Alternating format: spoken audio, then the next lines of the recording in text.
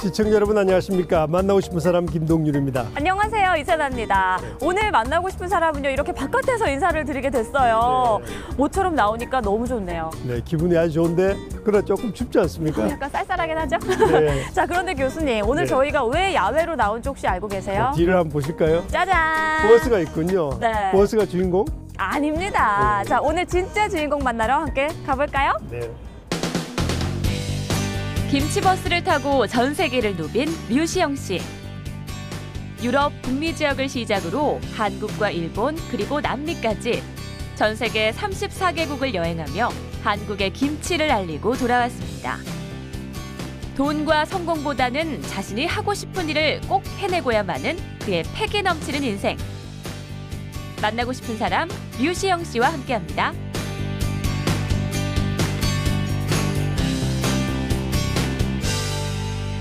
자, 오늘 만나고 싶은 사람에서 함께할 손님, 5년간 김치버스를 타고 34개국을 누빈 류시영 씨입니다. 안녕하세요. 네, 안녕하세요. 안녕하십니까? 아유.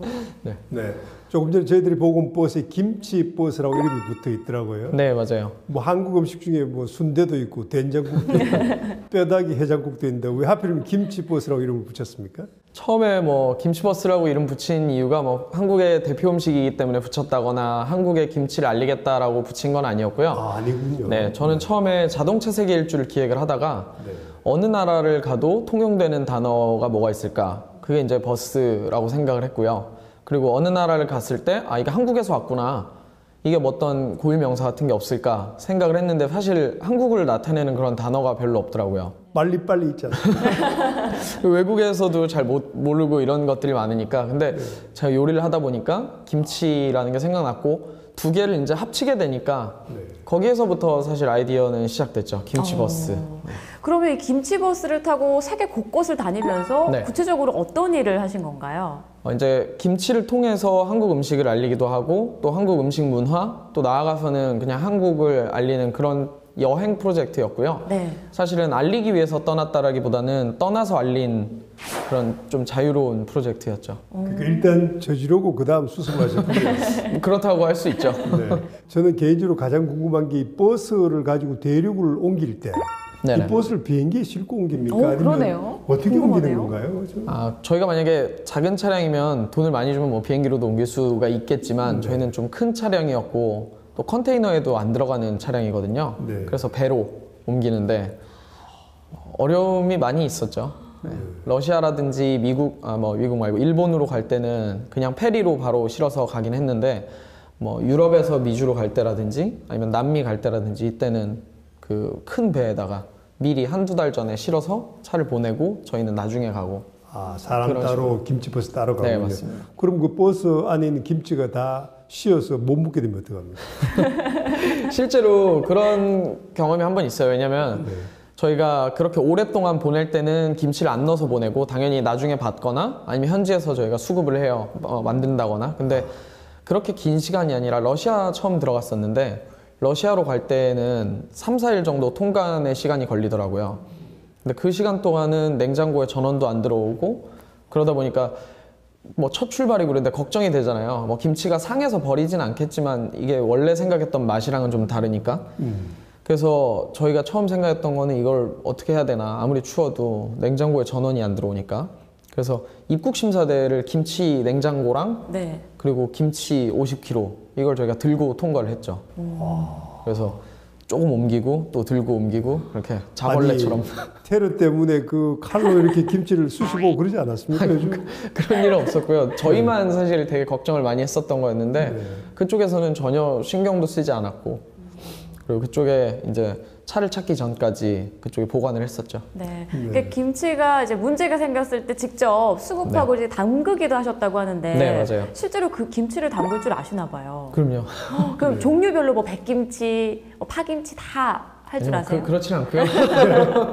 배추김치만. 그리고 원래 알리기 위해서 떠났던 게 아니라 이제 나중에 맞춰진 거다 보니까 저도 김치에 대해서 잘 모르는 것도 많았고 한국 음식에 대해서 모르는 게 많았어요. 근데 프로젝트를 준비하면서 또 그리고 떠나서 그런 기회들을 갖게 되면서 저 역시도 많이 배워갔고 그들에게 알리기 위해서 제가 또 나름의 공부를 했고요. 네, 조금씩 알게 됐죠. 김치를 현지에서 만들기도 했지 않습니까? 네네. 근데 아메리카 대륙 같은 경우에는 우리하고 비슷한 배추가 뭐 차이니즈 캐비지라고 있지만 네. 우리와 비슷한 배추가 전혀 없는 나라, 없는 대륙에서는 어떻게 그 원료를 조달하셨습니까? 맞아요. 실제로 뭐 고춧가루도 중요하고 뭐 아무래도 소금도 중요하고 뭐 젓갈이라든지 이런 것도 다 중요하겠지만 배추 구하는 게 더 어렵긴 하거든요. 나머지들은 저희가 서유럽이라든지 미주의 그런 한인마트에서 살 수가 있는데 배추는 그렇게 많지 않단 말이에요. 그런 동네가 없으면. 대신에 중국인들은 되게 곳곳에 있어서 중국 마트에 가면 배추가 있는 곳이 많이 있었고 꼭 배추가 없으면 또 다른 채소로도 하기도 하고요. 네. 그 이 김치 프로젝트를 제일 처음 기획했던 건 언젠가요? 그거는 2008년, 9년 뭐 이때였는데요. 네. 그때는 제가 세계 무전여행을 다녀와서 그 세계 무전여행 말 그대로 돈이 없어야만 할 수 있는 경험들이었고 돈 없이 그냥 유럽을 다니면서 경험했던 것들이었는데 돌아오면서 그런 생각을 했죠. 내가 돈이 없어야만 할 수 있는 경험들은 정말 많이 했는데 이번에 한 번 더 세계 일주를 가고 싶고 그리고 그거는 돈이 많아야만 그러니까 돈을 많이 가지고 돈이 있어야만 할 수 있는 경험을 하고 싶다. 그리고 자동차를 타고 여행을 하고 싶다. 그래서 이제 기획하게 된 게 김치버스가 된 거죠. 네. 자, 과거를 좀 들어보겠습니다. 그 역사적인 첫 출발을 언제 하신 겁니까? 그러니까 제가 2011년 10월 23일에 네. 그 날짜는 무슨 길을 저 점쟁이한테 가서 받았습니까? 아니 뭐 그런 건 아니었고요. 네. 저는 원래 7월에 떠날 생각이었어요. 네. 근데 후원도 미뤄지고 계속 안 되고 계속 실패를 계속 거듭했고요. 네. 그러다가 9월로 미뤄졌다가 또 이제 광주에서 열리는 세계김치문화축제 네. 거기에 이제 참여를 하게 되면서 그거 끝나고 일주일 후 배편에 맞춰서 이제 일요일 날 출발을 하게 됐죠. 네. 그렇게 이제 부푼 가슴으로 출발한 첫 나라가 러시아였다고 들었는데요. 네, 맞아요. 거기서부터 난관에 부딪혔다고요. 뭐 실제로는 러시아 가기 전부터 난관이긴 했어요. 김치축제를 끝내고 이제 한 3일 정도 여유가 있었고 3명이니까 각자의 집에 들러서 부모님께 인사를 드리고 뭐 네. 처음에는 뭐 마산에 갔다가 인사드리고 부산에 가서 또 인사드리고 하루 자고 또 저희 집에 계룡에 가서 인사드리고 하루 자고 출발하는 그런 일정이었는데 김치 축제를 끝내고 이제 마산으로 막 달리면서 되게 기분이 좋았죠. 이제 다 끝났구나, 출발이다, 뭐 이런 생각도 있었고. 근데 출발해서 가다가 이제 문제가 생긴 게 차량의 부동액이 그 보일러실이랑 연결돼 있었는데 그게 뭐랄까 오바이트 했다고 하죠. 네. 그래서 저희는 모르고 있다가 그냥 신나게 달리다가 엔진이 멈춰버린 거죠. 아, 그래서 그때 정말 깜짝 놀랐죠. 저희는 차에 대해서도 잘 모르는 상태였고 그냥 운전만 하고 뭐 기름만 넣고 이런 거 정도 알았는데 네. 그런 상태여도 엔진이 죽으면 차가 죽는다는 거를 알고 있었으니까 그래서 결국에는 그 3일 동안 그런 것들을 못하고 이제 잠깐만 뵙고 네. 그래서 엔진을 수리를 하고 새벽에 또 다시 동해안으로 가다가 또 한 번 차량 고장이 나고 네. 그래서 떠날 때까지 되게 노이로제 걸릴 정도로 아 이게 떠날 때까지 진짜 완전히 떠난 게 아니구나 다 된 게 아니구나 그래서 이제 러시아로 가게 된 거죠. 네. 미국 메이저리그 요기베라 얘기군요. 끝날 때까지 끝난 게 아니다. 네, 그런데 그 11월 21일이면 러시아 같은 경우는 이미 추울 텐데 네 맞아요. 추운 계절 하필이면 또 추운 날로 가셨군요.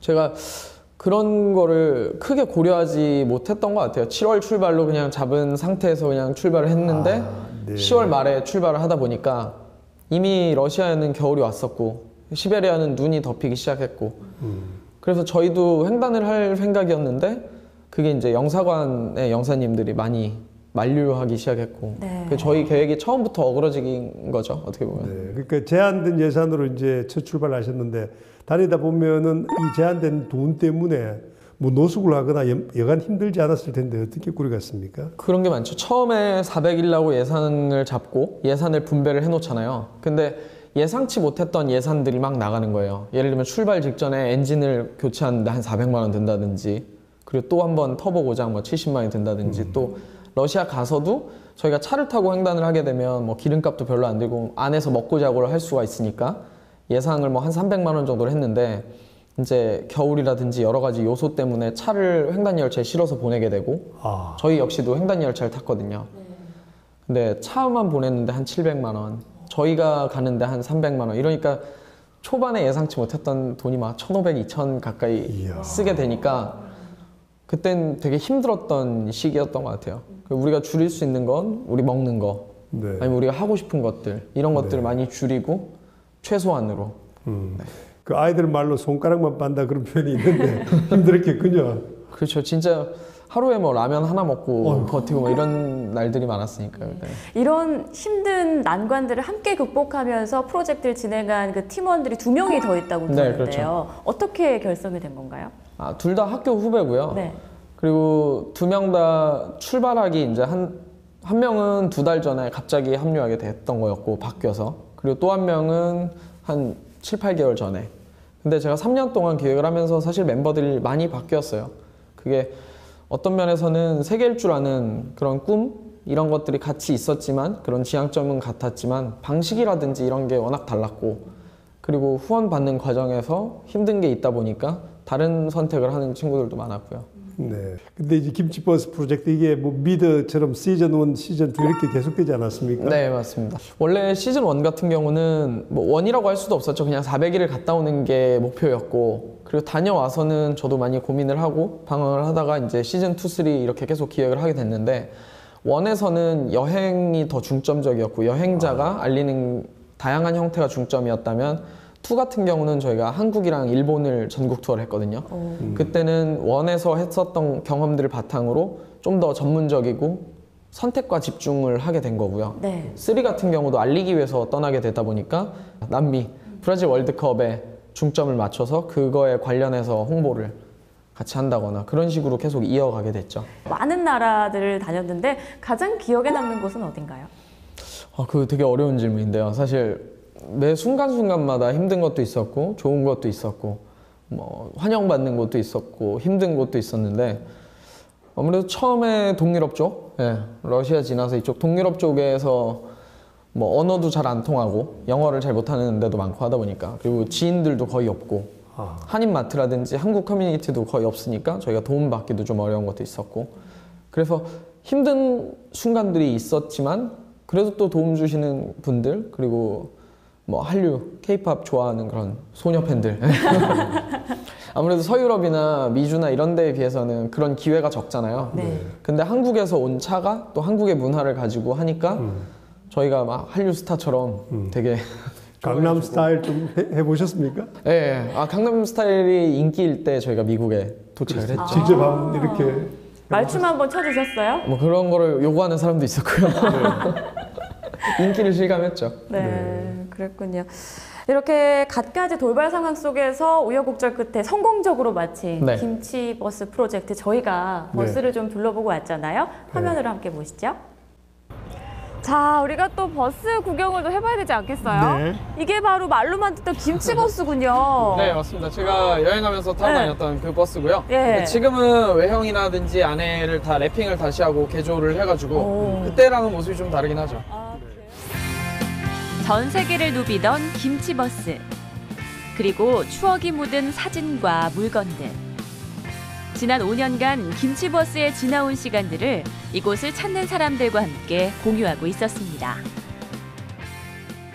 와. 근데 보니까 이거 참 네.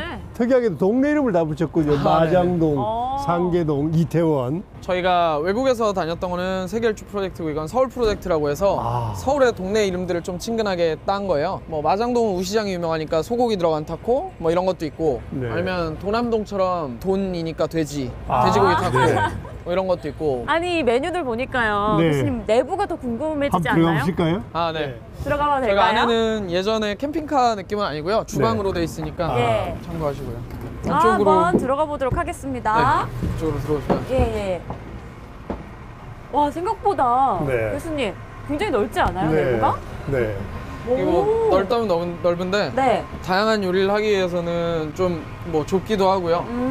저희가 이제 여기서 할 수 있는 것들을 최대한 잘 배치를 해서 요리를 하고 있죠. 그러네요. 아, 이제 또 매콤한 냄새가 나는 네. 게요, 교수님. 네. 뭔가 이제 멕시코 냄새가 나죠?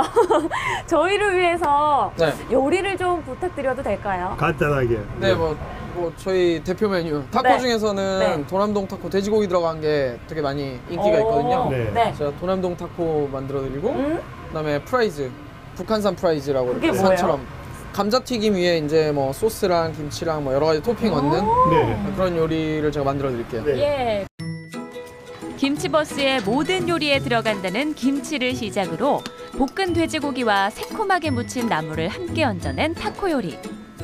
그리고 바삭하게 튀겨낸 감자튀김에 김치를 비롯한 각종 토핑을 더하고 특제 소스를 곁들인 요리까지. 과연 어떤 맛일지 기대가 되는데요.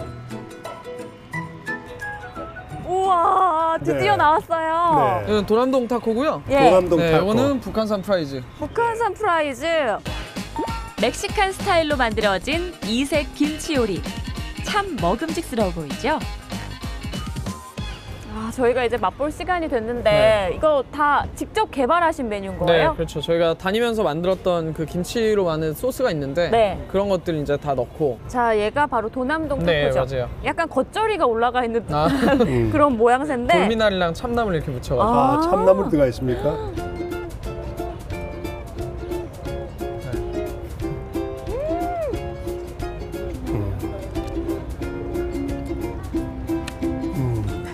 이게 그러니까 지금 위에 뿌려진 게 치즈죠? 네, 맞아요. 좀 다양한 소스랑. 야, 운전만 안 한다면 맥주하고 먹으면 딱이겠군요. 네, 맞아요. 시청자분들이 보기에는 감자튀김만 있을 수 있는데요. 안에 돼지고기도 있고 네. 약간 한국 음식 같은 재료들도 많이 네. 쓰고 그래서 한국 스타일로 하기도 하면서 겉에 네, 어쨌거나 멕시칸 스타일로. 교수님 어떠세요, 맛? 원더풀입니다. 오스입니다. 네, 저희는 류시영 씨가 만들어준 그 김치로 만든 요리 정말 맛있게 먹었거든요. 감사합니다. 네, 근데 뭐 한국 사람이야 김치를 워낙 좋아하지만 네. 외국인들에게는 조금 거부감이 들 수도 있고 생소할 수도 있거든요. 네. 외국인들의 반응은 어땠나요? 아무래도 외국인들이 이게 뭐 판매되고 이런 게 아니라 시식 행사다 보니까 뭐 호불호를 떠나서 문화 자체를 보여주는 거잖아요. 우리에게는 이런 문화가 있다. 너 뭐 김치가 좋다. 아니면 한국 음식 문화가 정말 최고다. 너네 이걸 해라. 이런 게 아니라 우리는 이런 문화가 있어. 나는 이런 문화의 한국의 여행자야. 이런 뉘앙스다 보니까 좀 더 오픈돼서 받아줬던 것 같고, 그리고 많은 분들이 안 좋아하거나 뭐 그랬던 것들은 별로 없었고요. 네. 네, 그러다 보니까 저도 굉장히 기분 좋게 잘 진행을 할 수 있었고요. 저희가 그냥 다짜고짜 김치를 줬다기보다는 김치로 만든 요리들을 보여주고, 그리고 처음에는 그들이 다가갈 수 있는 형태, 외국인들이 좋아하는 그런 형태로, 한식의 스타일이 아니라 그런 식으로도 많이 보여줬고, 그리고 한국에 대해서 좀 알고, 그리고 김치버스에 대해서 아는 사람들이 오는 그런 자리에서는 김치로 만든 요리가 아니라 그냥 한국 음식들, 물론 떡볶이도 있고. 네, 그런 것도 있을 수 있고, 뭐 불고기, 잡채, 뭐 비빔밥 이런 것도 할 수도 있고, 그래서 좀 다양한 형태로 보여줬던 것 같아요. 그러다 보니까 어떤 것들을 비교할 수 없게 그냥 항상 다 만족스러웠던 것 같고요. 네. 네, 그러긴 한데 이제 김치 되게 좀 이렇게 타 문화를 받아들이는 사람은 김치에 대해서도 호의적이지만 가끔 보면은 김치를 가지고 디스커스팅하다 뭐 이렇게 해서 싫어하는 사람도 꽤 있지 않습니까? 어떻게 설득하셨습니까? 뭐 그런 싫어하는 사람들은 사실 저희가 하는 행사라든지 그런 이벤트에 안 왔던 것 같기도 하고요. 네. 근데 저런 건 있었어요. 매운 거를 아예 못 드시는 그런데, 예를 들면 남프랑스라든지 스페인 이런 데는 매운 거를 아예 없는 그런 데가 네. 많거든요.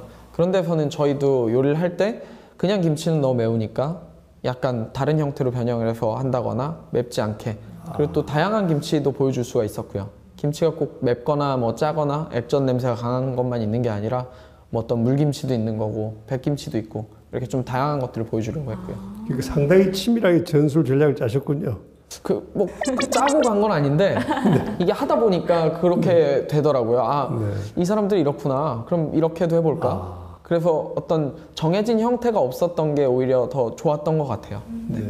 외국을 다니다 보면 그 애국심이 생긴다고 하잖아요. 그런 것도 굉장히 좀 많이 느끼셨을 것 같아요. 맞아요. 처음에는 저도 그렇게 크진 않았는데 계속 하면 할수록 차 전체 그냥 한국에서 왔고 뭐 이런 게 보여지게 되잖아요. 그러다 보니까 뭐 행동거지라든지 그런 것들도 좀 더 뭐랄까 신사적으로 하게 되고 뭐 신호 위반이라든지 이런 것도 조심하게 되고 여러 가지로 좀 잘해야겠다는 생각들을 많이 하게 되죠. 네.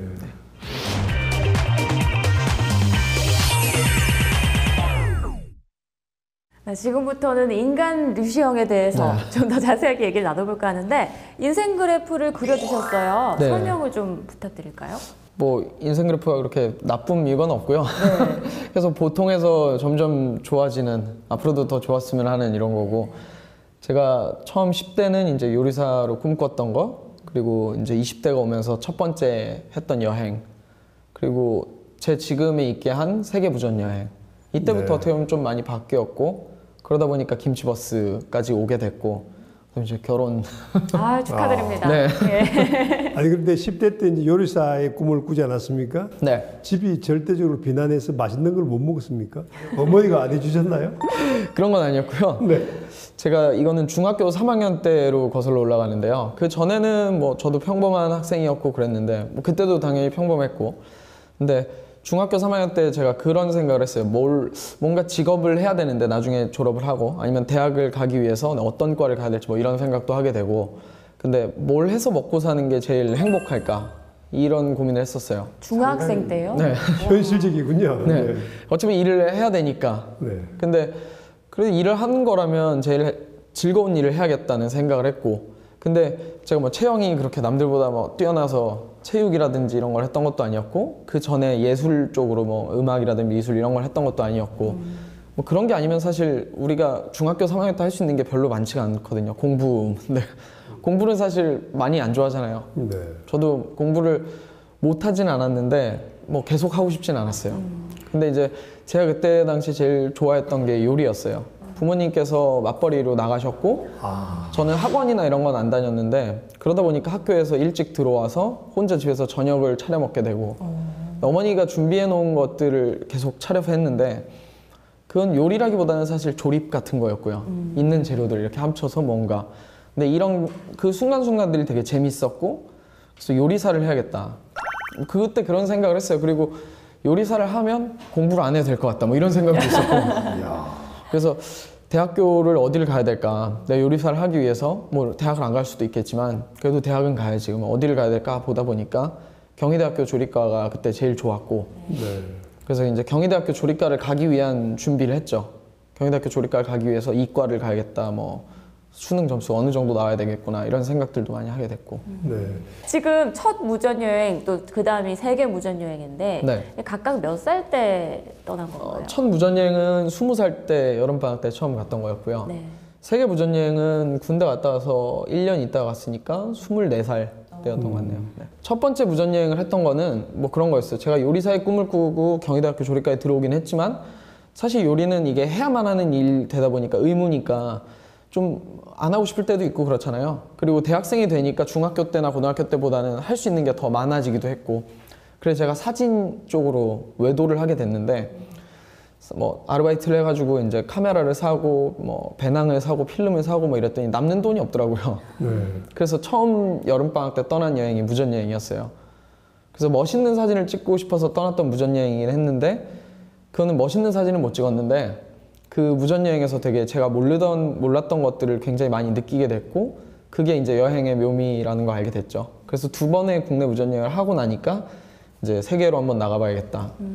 그런 생각도 들기도 했고, 또 한 가지는 내가 요리사를 하기 위해서 남들보다 기술이나 이런 게 떨어질 수는 있지만 그 문화, 외국의 다른 나라들의 그런 문화들을 내가 많이 알게 된다면 그들보다도 조금 더 이해도 높게 많은 요리를 할 수 있지 않을까. 그런 호기심이 사실 작용을 해서 방식을 무전여행을 했던 거였죠. 네. 그 나라 사람들과 같이 어우러지고 그 사람들 집에서 같이 자고 먹고, 에펠탑을 올라가는 게 중요한 게 아니라 그냥 시장에 가고, 네, 그들랑 같이 요리를 해 먹고, 그런 게 저한테는 되게 호기심이었고 중요했던 때였던 것 같아요. 각 나라들을 워낙 많이 다니셨다 보니까 사실 어느 나라를 가건 언어 문제가 가장 기본적으로 좀 깔리잖아요. 네. 좀 잘 하세요? 영어라든지. 아니요, 처음에 무전여행 갔을 때는 정말 못했어요. 영어도 제대로 못했고, 근데 단어는 많이 알잖아요. 아무래도 공부를 했으니까 수능 공부도 막 하고 단어 암기도 많이 하고, 그래서 단어의 나열 같은 수준이었죠. 문장을 만든다기보다는 영어로 만약 대화를 한다고 하더라도. 그리고 눈치는 제가 빨랐는데 어떤 의사소통이나 상황에 따라서 아 얘가 이런 말을 하는구나 이래서 눈치껏 많이 했었고, 근데 이 무전여행이라는 게 뭐 히치하이킹을 하면서 다니고 아니면 그들의 집에 초대를 받아서 그들이랑 같이 먹고 자고 또 친구를 만나게 되고 이런 과정들이다 보니까 혼자 여행을 했지만 항상 누군가 옆에 있었거든요. 그러니까 그 친구랑 계속 얘기를 해야 되고 우리가 통할 수 있는 건 당연히 영어밖에 없었고 그러니까 얘기를 계속 하다 보니까 저도 모르게 되게 많이 늘어 있더라고요. 네. 그래서 한 번은 처음에 스페인에서 만났던 프랑스 친구가 있는데 파리에 사는 친구가 저를 히치하이킹에 태워줬거든요. 그래서 막 이런저런 얘기를 하다가 나중에 파리 오면 자기 연락해라. 우리 집에서 재워줄게. 그래서 그럼 내가 파리 갈게. 그러면서 한 4, 5개월 후에 한 3, 4개월 후에 제가 파리 갔거든요. 네. 여자였습니까? 남자였습니다. 아, 교수님. 네.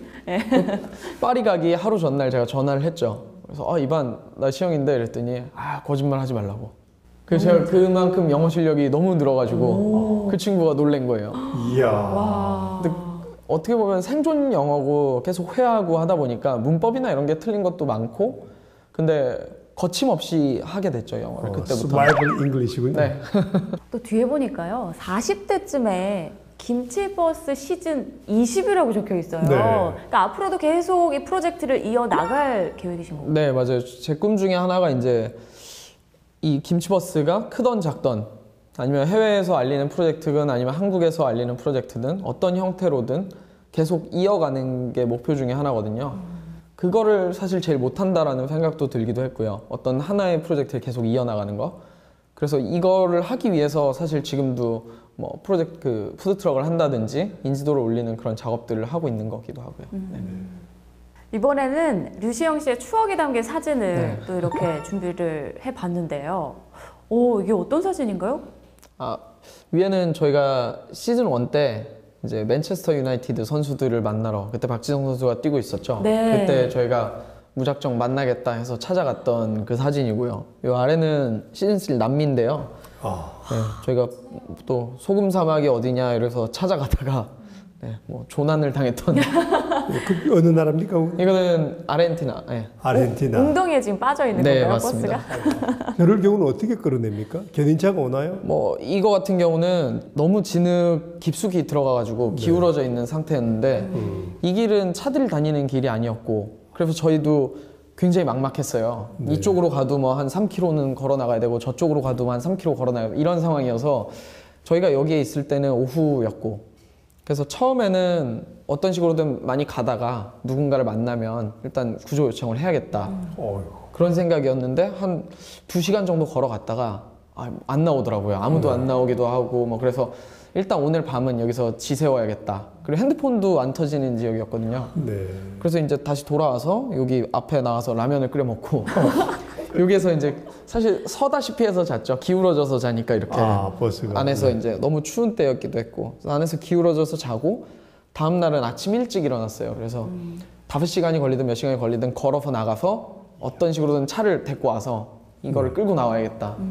그래서 한참 걸어가는데 또 1시간 반 그 정도 걸었는데 어떤 목장이 엄청 큰 게 있더라고요. 저택이랑. 네. 그래서 거기를 배를 눌러서 막 이거 도와달라 그랬더니 자기 남편이 트랙터가 큰 게 있는데 지금 자기네도 땅이 워낙 넓으니까 어디에 가 있는지 모른다.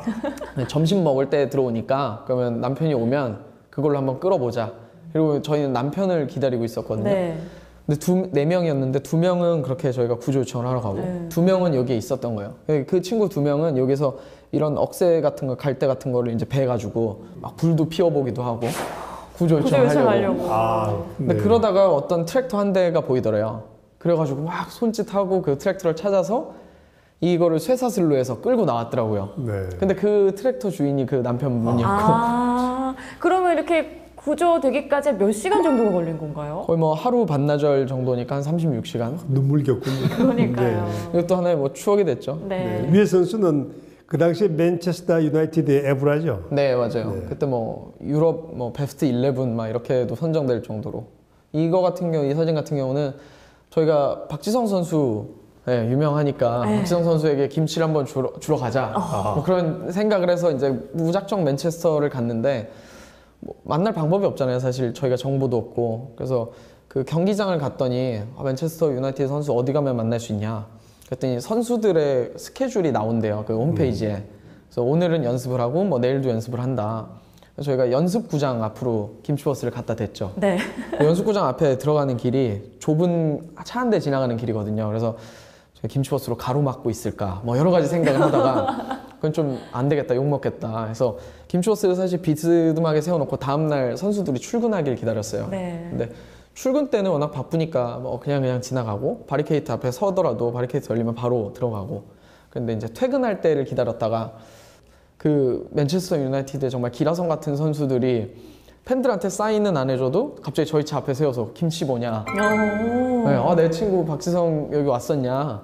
김치 이런 거 나도 알고 있다. 그래서 에브라 같은 경우는 워낙 김치도 좋아한다고 하고 그래서 그런 얘기를 나눴던. 네. 지금 질문은 좀 솔직한 답변이 필요한데요. 주차 위반 딱지 몇 장이나 띄셨습니까? 그럼 뭐 많이 뗐죠. 한 유럽에서는 한 15장 정도 뗐던 것 같아요. 안 내고 왔죠? 그렇죠.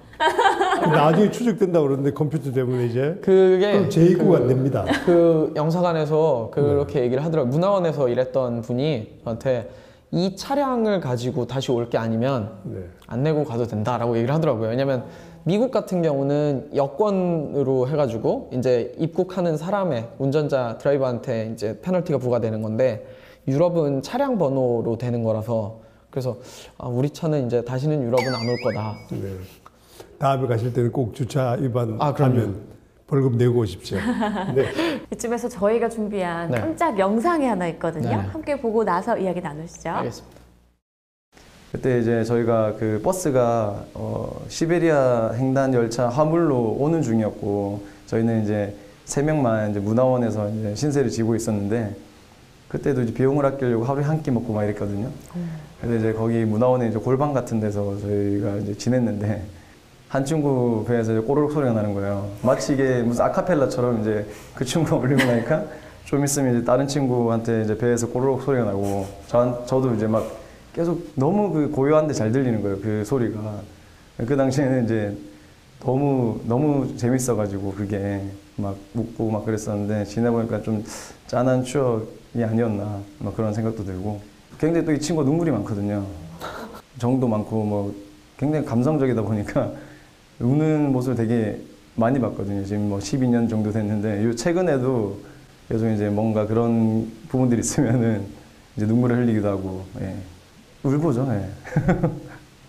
시영아, 우선 너와 나의 이런 인연이 굉장히 이제 길게 진행이 되고 있는데 그때 2010년 때 김치버스를 같이 하자고 제안을 해줘서 굉장히 이제 고맙게 생각을 하고 그동안 참 뭐 많은 일이 있었지만 남자도 울면 안 된다고 그러던데.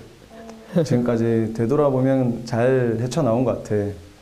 앞으로도 이제 또 많은 그런 뭐 어려움들이 있을 수도 있고 이제 기쁜 일들이 많이 있을 거지만 그때도 이제 지금처럼 우리가 해왔듯이 잘 헤쳐나갔으면 하고 뭐 말로는 많은 표현을 못해서 되게 뭐 답답해하는 거 알고 있는데 마음속으로는 그래도 많이 생각을 하고 어떤 뭐 감사하는 부분에 대해서는 감사하고 그러니까 앞으로도 좋게 잘 지냈으면 좋겠고 내가 잘할게. 네.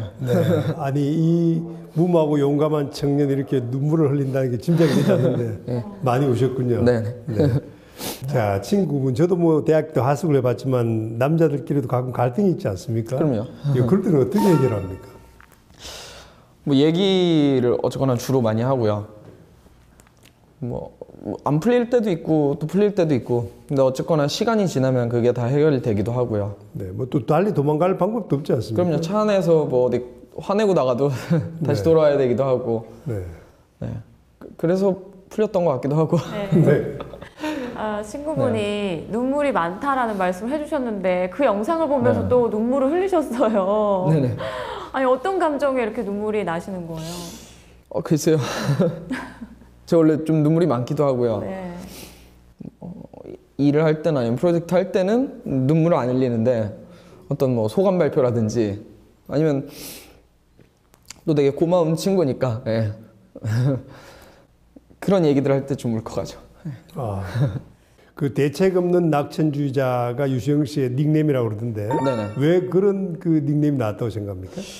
처음에 정할 때는 큰 생각은 없었던 것 같아요. 되게 너무 길지 않나 이런 생각 들기도 했는데 그렇게 살고 싶었고 되게 긍정적인 생각을 계속 갖고 싶었고 그 대책 없다는 게 어떻게 보면 무모해 보일지 모르겠지만 그 안에서 계속 대책을 만들어가는 지금 당장은 어떤 대책을 세워놓고 일을 하는 게 아니라 대책 없이 도전하지만 그 안에서 계속 첫 번째 그 다음 스텝 이렇게 찾아가는 그런 삶을 꿈꿨던 것 같아요. 그래서 그런 삶을 살고자 했고 그래서 이제 그런 닉네임을 쓰기 시작했는데 처음에는 인터넷 닉네임으로 썼는데 그게 이제 어떻게 보면 트레이드 마크가 됐죠. 만족하십니까? 네. 네. 그 전까지는 참 그냥 하고 싶은 대로 발길 닿는 대로 자유분방하게 살아오셨지만 이제 결혼한 후에는 좀 많이 이제 달라져야 될 수도 있을 텐데요. 어떻게 보세요? 뭐 그렇죠. 근데 저는 그렇게 생각해요. 20대에 하고 싶은 것들도 있고 20대에 꿈꿔야 되는 것도 있고 또 30대가 돼서 꼭 나이로 국한되는 게 아니라 책임져야 되는 사람이 되고 또 가정이 생기고 이러면 그거에 맞춰서 또 바뀌어가는 것도 생각이고 또 행동이고 그렇게 바뀌어가는 게 당연하다라고 생각을 하고요. 근데 어떻게 보면 강연을 하다가도 하는 얘기인데 많은 기성세대 분들 아니면 성공하신 분들이 그들의 삶의 방식을 그 젊은 친구들에게 얘기하는 것이 저는 별로 중요하지 않다라고 생각을 하는 게 지금 세대가 너무 많이 바뀌었고 살아온 방식은 중요하지 않고 그 속에 담긴 진리가 되게 중요하다고 생각하거든요. 저 역시도 20대 때는 좋아하는 일을 하면서 찾고 꿈을 찾고 이런 걸 했는데 만약 지금 조금 그런 것들이 안 된다고 생각했을 때 너 변했다라고 얘기도 많이 듣기도 하고 근데 저는 그 변해가는 과정이 당연한 거라고 생각을 하고 되게 지금 좋아요. 그래서 앞으로도 계속 변해가면서 그 상황에 맞게 또 내가 좋아하는 일을 계속 찾아가면서 또 내가 책임져야 되는 가정 그리고 책임져야 되는 사람 그런 것들을 챙겨가면서 계속 변해가야죠. 아까 그 인생 그래프에서 이제 시즌 20이 나오지 않았습니까? 네.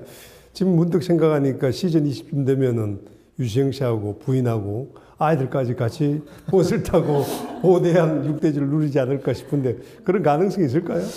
근데 뭐 가봐야 알겠지만 네, 이건 어떻게 보면 또 제 일이기도 한데 이게 또 제 삶이기도 하니까 네, 상황 따라서 달라지지 않을까 생각합니다. 자, 5년간의 김치버스와 함께한 세계여행 아마 대책 없는 낙천주의자 유시영 씨가 아니었으면 불가능했을 거라는 생각이 오늘 말씀을 나눠보니까 확실히 들었습니다.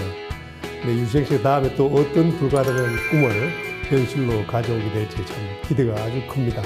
네, 오늘 귀한 시간 대단히 고맙습니다. 감사합니다. 네. 감사합니다. 네. 네.